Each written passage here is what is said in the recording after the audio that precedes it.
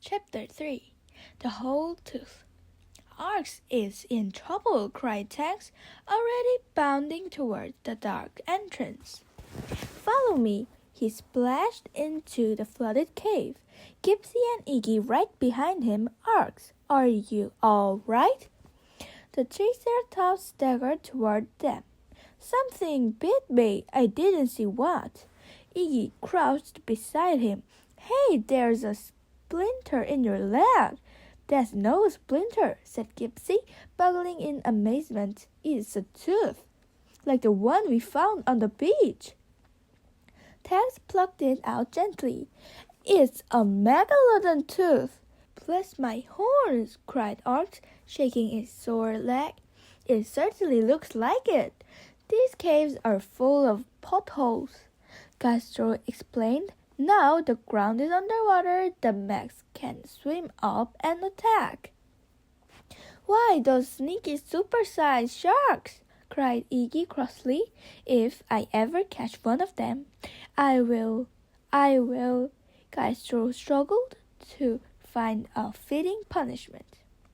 I will read it a lovely 100-page poem Gordon wrote about how old prehistoric beasts should live in harmony.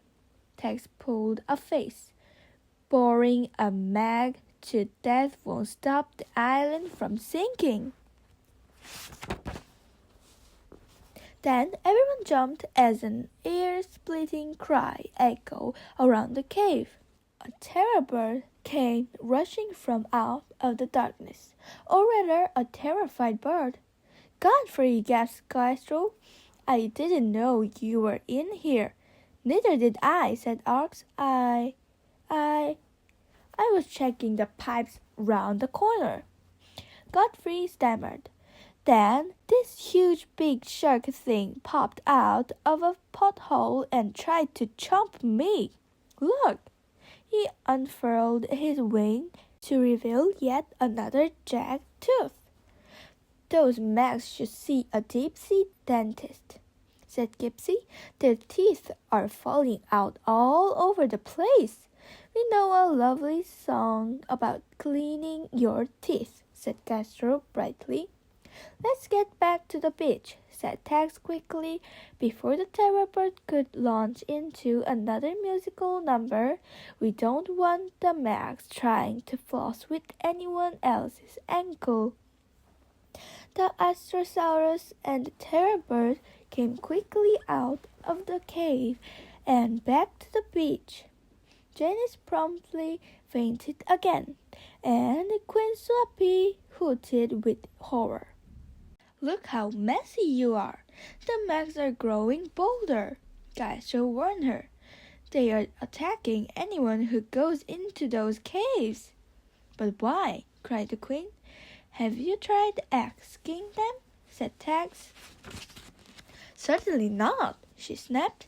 I have vowed never to speak to King Finn and his sharky subjects ever again. How come? Asked Gypsy. Because he broke the truce between the land and the sea, that's why. Queen Swappy trembled at the memory. Many years ago, 2 of my hoof maidens went swimming in the sea. They swam out too far, so they called for help. Suddenly 2 Macs came zooming up to them, jaws wide open, trying to eat them. If you please, we had to fight them off. We barely got those poor hoof maidens back alive. How horrible, said Arx with sympathy.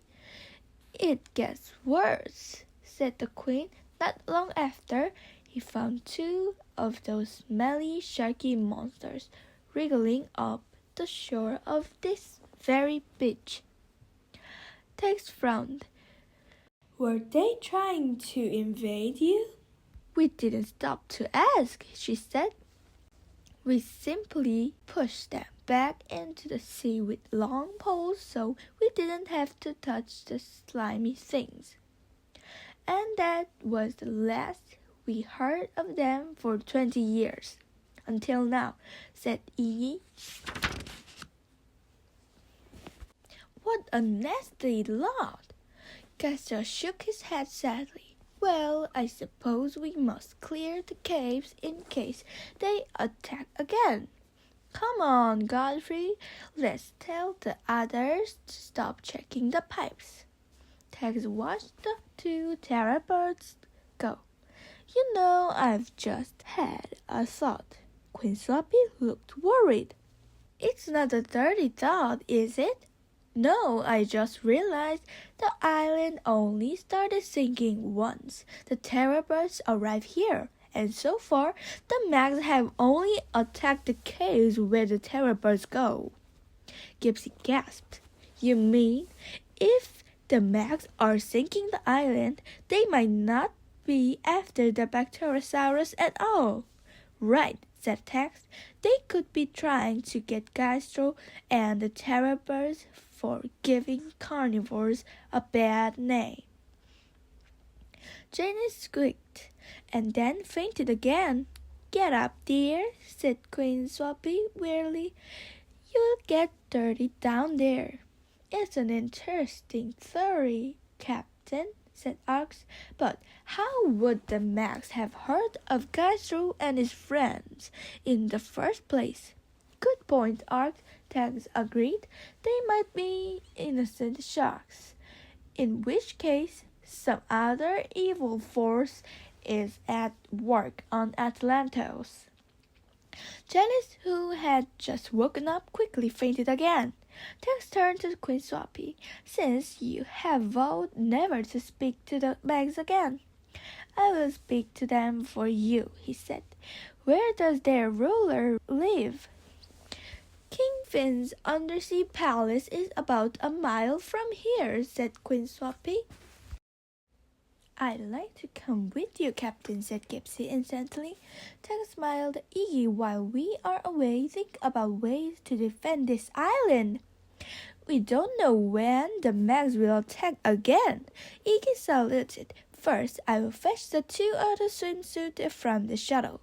You will need those to swim underwater. Thanks, said Tex. As for you, Arx, we need to know how the island is being sunk.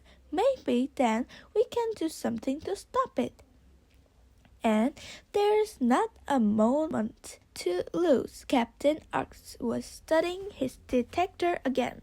Now that more than half the island is underwater, the seabed is very weak. We will sink faster and faster.